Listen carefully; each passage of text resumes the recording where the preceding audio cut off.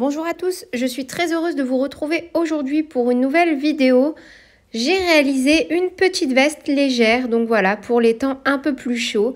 Je l'ai réalisée suite aux nombreuses demandes qui m'ont été faites, donc voilà, j'espère qu'elle vous plaira. C'est un modèle très facile et très rapide à réaliser et en plus, attention mesdames et messieurs, il n'y a aucune couture. Vous savez à quel point je déteste coudre au crochet.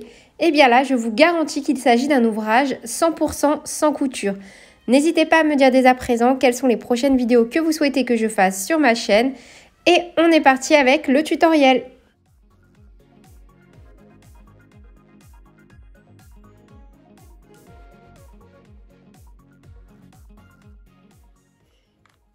Au niveau de la laine, je vais utiliser de la Rainbow Glitter. Donc du coup, elle est composée à 85% de coton et 5% de polyester.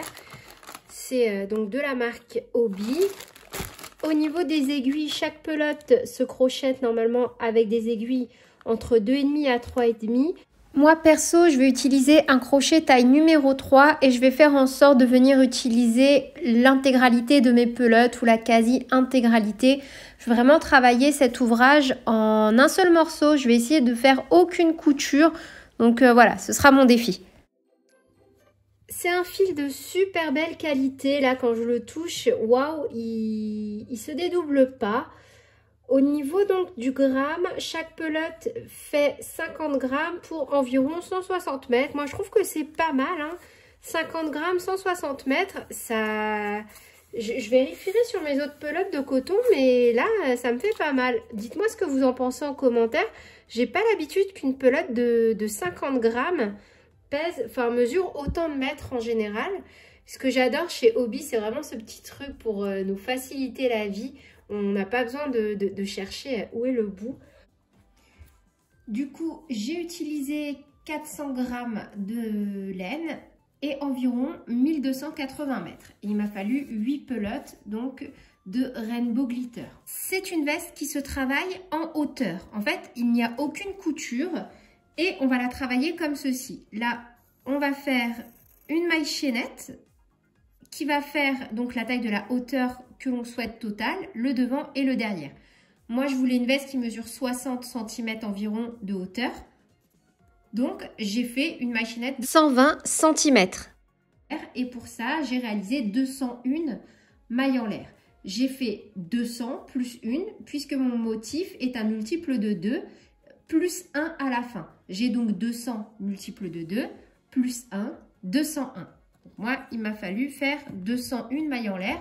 Vous, peu importe, vous allez faire en fonction de la taille que vous souhaitez. Je vais vous les donner juste après. Donc là, moi, juste une taille S.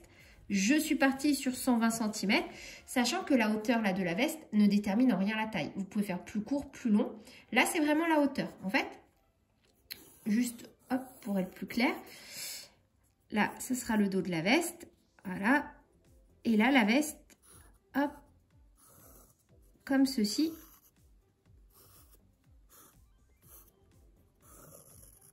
Voilà.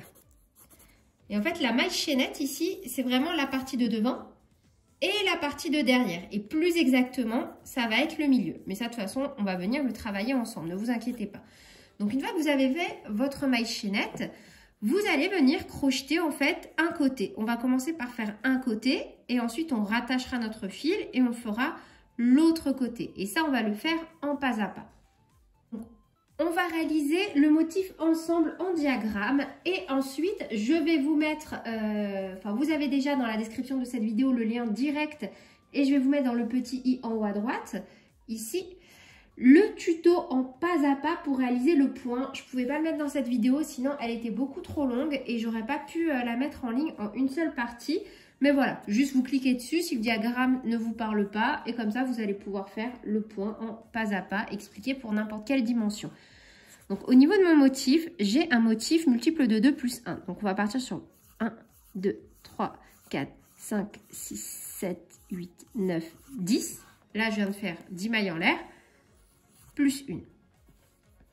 Je vais venir faire directement ici une maille serrée, une maille en l'air.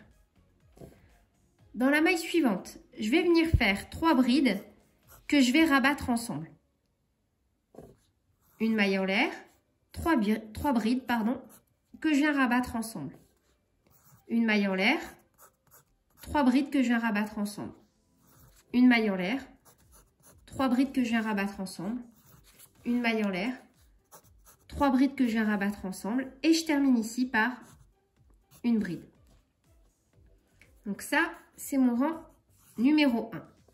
Pour mon rang numéro 2, je fais ici, donc directement, là j'ai fini ma bride, je viens faire directement en haut une maille serrée, une maille en l'air. En fait, là, ça correspond à ma première bride. Maintenant, donc j'ai fait une maille serrée, une maille en l'air.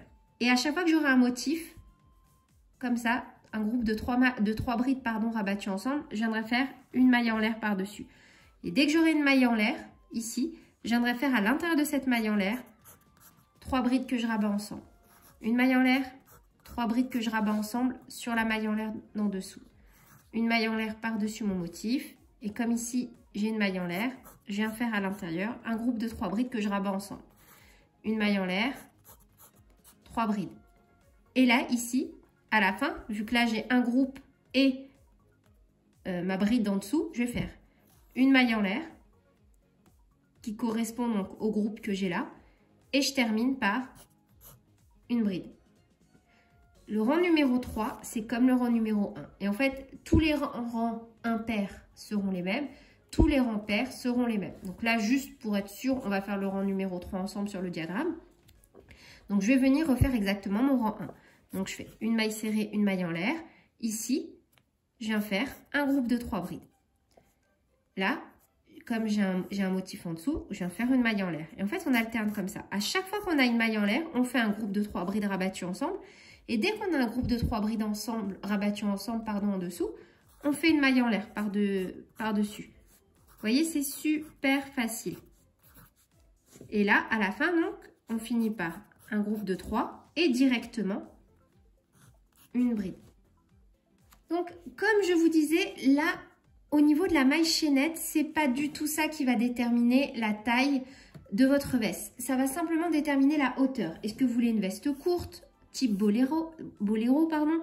Est-ce que vous voulez une veste comme moi qui vient casser les hanches? Est-ce que vous voulez une veste longue? Vous pouvez très bien l'adapter vraiment comme vous voulez.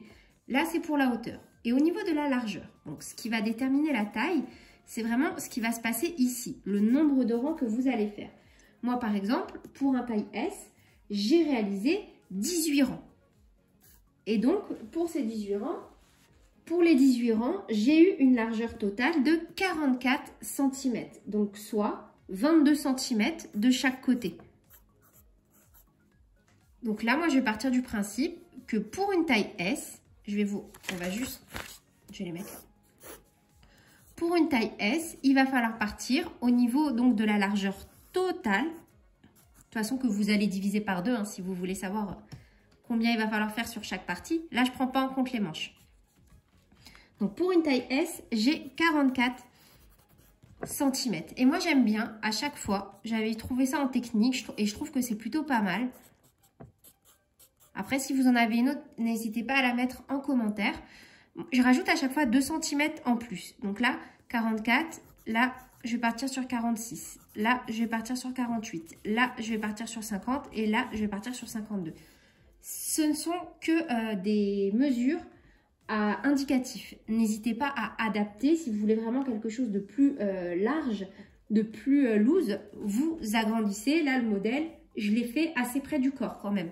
Au niveau des bouts des manches, ici, j'ai ajouté 13 cm. Et ça, c'est comme vous voulez. Vous allez faire en fonction, si vous voulez des manches longues, vous faites des manches longues. Si vous voulez pas de manches, vous en faites pas. Moi, j'ai juste fait jusqu'à obtenir 13 cm. Au niveau de l'espace ici, pareil. Vous allez vous adapter comme vous voulez. Mais moi, à titre indicatif, ici, pour l'espace des bras, j'ai laissé 20 cm. Voilà. Je ne sais pas trop si ça vous parle. De toute façon, encore une fois, on va le faire en pas à pas. Il y a juste le point que je ne vais pas vous montrer. Vous pouvez même, si vous voulez, le faire avec un autre point. Là, vraiment, le plus important, c'est les dimensions en centimètres. Le reste, on s'en fiche. Il faut retenir qu'il vous faut une maille chaînette de la hauteur x 2. Du coup, si vous voulez qu'elle fasse 60 cm, ben vous faites 60 x 2. Ça, c'est la hauteur. Après, il va falloir faire des rangs jusqu'à obtenir la largeur que vous souhaitez. Et ensuite, des manches comme vous voulez. Et vous pouvez même, pourquoi pas, venir travailler l'intérieur. Moi, je ne vais pas le faire parce que voilà, ça reste quelque chose que je vais porter pendant les temps chauds. Donc, je voulais vraiment pas l'alourdir, mais c'est à vous de voir. Dans mes tutoriels, je vous le répète à chaque fois, je vous donne des bases et des idées pour faire ce que vous voulez et surtout l'adapter en fonction de ce que vous voulez. N'hésitez pas, si vous avez la moindre question, à me contacter, surtout sur Instagram, j'y suis super actif, ou par mail. C'est toujours plus rapide que de venir vous répondre en commentaire sous une vidéo, parce que c'est vrai que des fois, je peux prendre un peu de temps à venir checker ce qu'on m'écrit en commentaire sous la vidéo. Mais n'hésitez vraiment pas si vous avez la moindre question, ou même sur Facebook. Donc sur ce, on est parti et on commence. Le motif que je vous propose de réaliser est donc un motif qui est multiple de 2 plus 1. On va devoir faire donc un nombre de mailles chaînettes paires et à ce nombre, rajouter une maille supplémentaire. Du coup voilà, moi à ce stade, j'ai fini ma première bande. J'ai mis mon marqueur pile au milieu de mon ouvrage pour savoir où est-ce que je vais devoir simplement coudre d'un côté.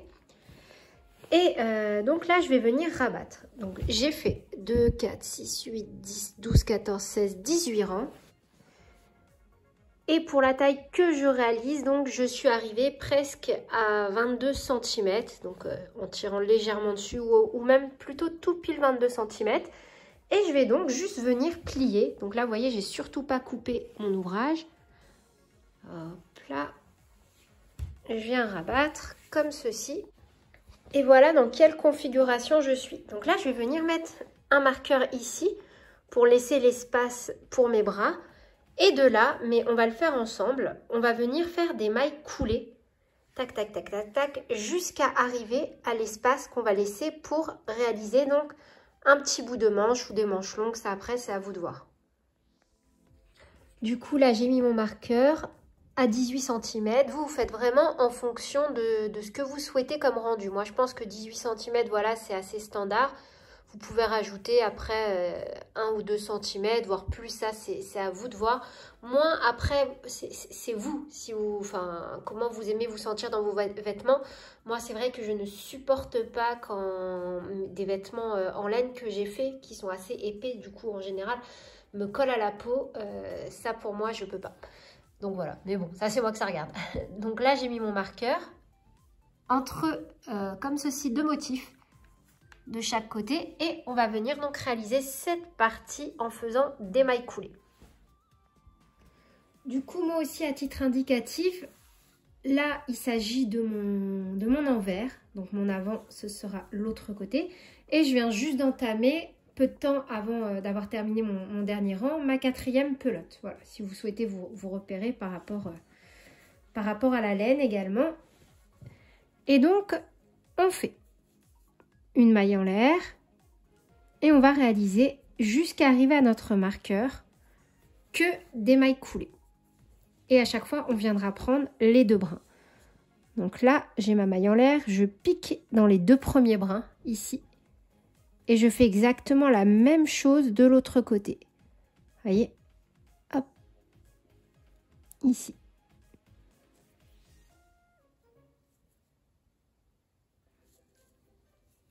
Et je fais que des mailles coulées. Ne serrez pas trop, hein, restez bien souple quand vous les réalisez. Là, j'ai un motif. Et en fait, c'est ça. À chaque fois, on va venir faire une maille coulée dans une maille en l'air et une maille coulée sur les motifs. Vous voyez, hop. Et on reste bien souple.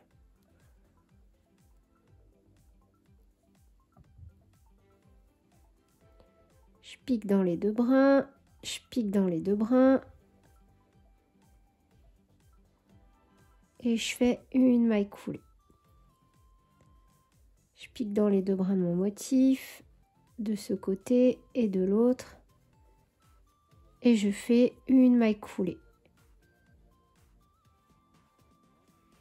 Dans les 2 brins de ma maille en l'air, dans les 2 brins de la maille en l'air. Et je fais une maille coulée en restant bien souple. Je vous laisse faire ça donc jusqu'à arriver à votre marqueur et on se retrouve juste après. Donc moi j'ai fini de réaliser mes mailles coulées, vous voyez de l'autre côté, hop voilà, ça donne ça. Et du côté intérieur, donc j'ai une légère bordure, après c'est à vous de choisir quel côté vous préférez pour faire l'avant et l'arrière. Donc là j'arrive à mon marqueur, 2 solutions s'offrent à vous, soit vous faites des manches, soit vous n'en faites pas.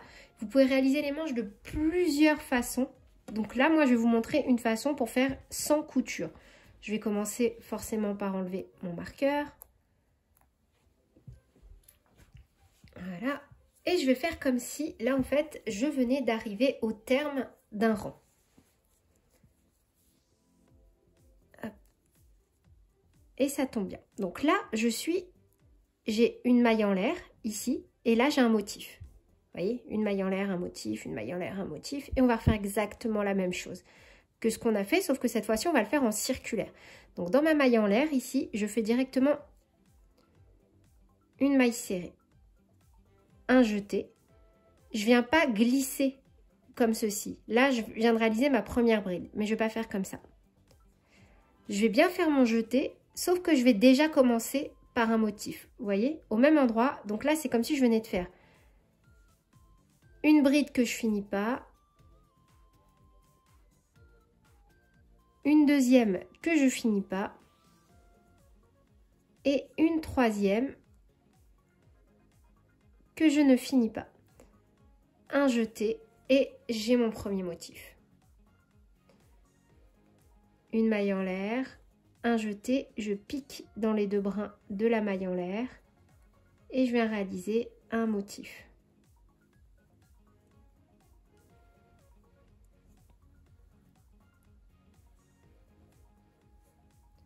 Une maille en l'air, je pique dans les 2 brins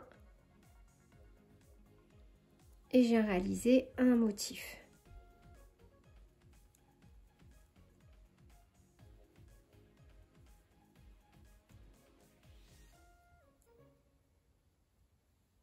Une maille en l'air, etc. On se retrouve à la fin du rang pour justement le fermer ensemble et débuter un nouveau rang.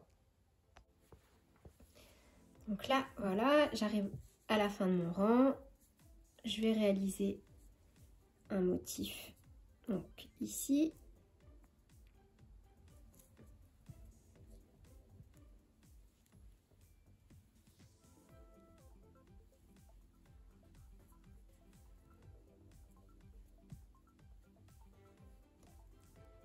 Une maille en l'air. Et donc, je suis de nouveau à mon motif. Là, j'ai mon deuxième motif, ma maille en l'air, mon premier motif. Je vais venir piquer. Alors, donc là, j'ai ma maille en l'air. Je vais piquer dedans. Hop, comme ça. Et je vais faire une maille coulée. Et donc là, je suis à l'intérieur sur mon motif. Je viens dans la maille en l'air, qui est ici, entre 2 motifs. Et je viens faire exactement la même chose. Donc je fais une maille serrée, un jeté et je viens reconstituer un motif. Donc, un, là ça me fait, hop, encore un.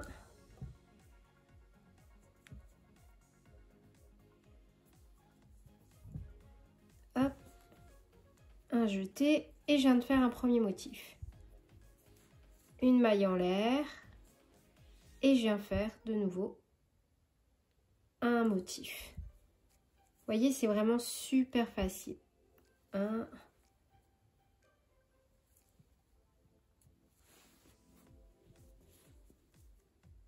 2,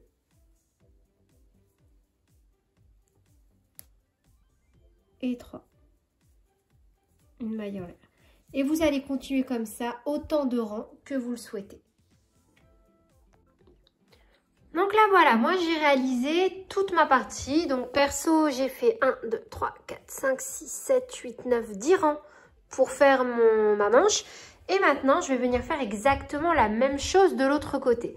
Et ce que je vais faire, vu que je suis partie sur une maille chaînette de 201 mailles en l'air, je vais commencer par piquer mon crochet et rattacher le fil là où j'avais mis mon marqueur pour venir vraiment marquer le milieu de ma veste. Si vous ne l'aviez pas fait avant, c'est pas grave, vous comptez et vous divisez par 2 le nombre, forcément l'avant et l'arrière.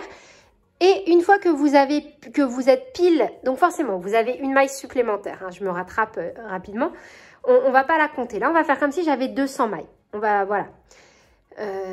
Donc forcément je vais devoir remonter 100 mailles de ce côté en l'air pour faire l'ouverture de ma veste. Et après je vais venir retravailler directement de l'autre côté, mais vous inquiétez pas, on va le faire ensemble. En gros, je vais rattacher mon crochet ici et je vais venir faire 100 mailles en l'air plus une du coup, et je vais refaire mon motif en revenant comme si de rien pour créer la deuxième partie de ma veste. On va faire le début ensemble. Donc voilà, j'ai retiré mon marqueur et je suis venue me positionner pile au milieu de mon ouvrage. Et là, je vais venir donc rattacher mon fil.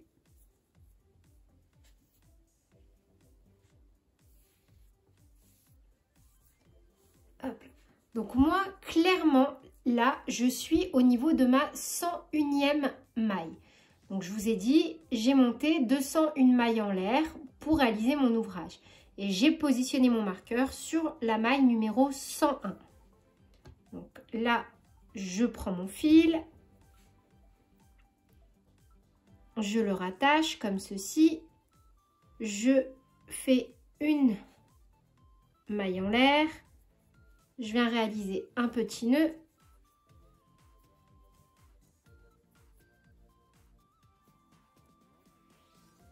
voilà, et je viens faire 101 mailles en l'air. Donc vous, peu importe, vous divisez, comme je vous ai expliqué tout à l'heure, vous divisez par 2 le nombre de votre maille chaînette. Vous faites comme s'il n'y avait pas le plus 1. Vous restez sur le nombre pair. Imaginons que vous avez 301 mailles. Et ben, vous enlevez ce 301, vous gardez 300, vous divisez 300 par 2, ça fait 150. Et donc, vous montez 150 mailles en l'air plus 1.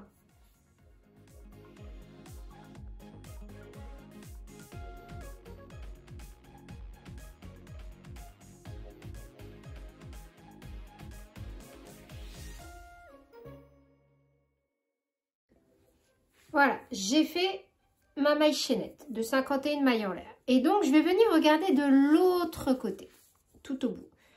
Là, ici, c'est le premier rang que j'ai fait en faisant une bride et directement un motif. Donc, forcément, je vais devoir finir dans cette configuration-là, dans la configuration en fait du deuxième rang, où je vais avoir un motif, une maille en l'air, une bride. Donc, forcément, je vais commencer mon rang là tout de suite comme un rang numéro 2 et pas comme un rang numéro 1. Sinon, ici, je vais avoir un souci, je vais avoir un décalage. Donc, on va commencer ce rang par une bride, une maille en l'air et un motif. En tout cas, normalement, si vous avez débuté comme moi, pour le rang numéro 1, vous allez devoir faire la même chose. Donc là, directement, vu que je suis au bord sur une maille chaînette, je ne vais pas pouvoir faire ma technique avec ma maille serrée. Quoique, je vais la tenter, vous voyez. Sinon, vous pouvez faire une bride normalement. Hein. Enfin, 3 mailles en l'air, faites comme vous voulez. Moi, j'aime bien tenter des trucs. Voilà, je me cache pas. Je le fais d'ailleurs souvent devant la caméra.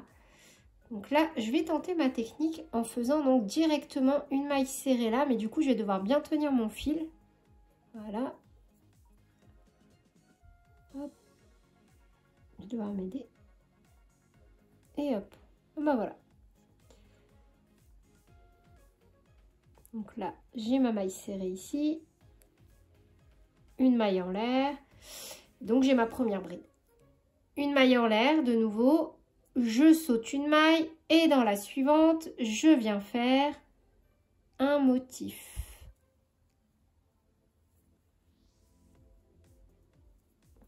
Un, 2 et 3. Hop. Une maille en l'air. Je saute une maille et je viens faire un motif.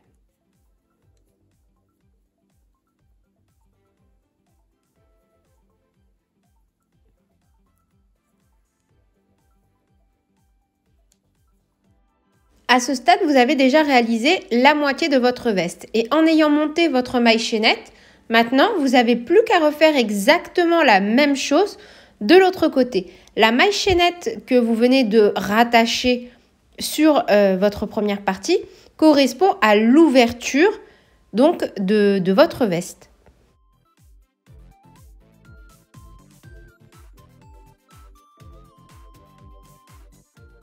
Et du coup, voilà, c'est tout pour cette vidéo. J'espère qu'elle vous aura plu. N'hésitez surtout pas à me dire en commentaire ce que vous en avez pensé. Bien évidemment, à me dire quelles sont les prochaines réalisations que vous souhaitez que je fasse sur ma chaîne. Sur ce, je vous fais plein de bisous. Prenez bien soin de vous et à très vite pour de nouvelles vidéos. Salut!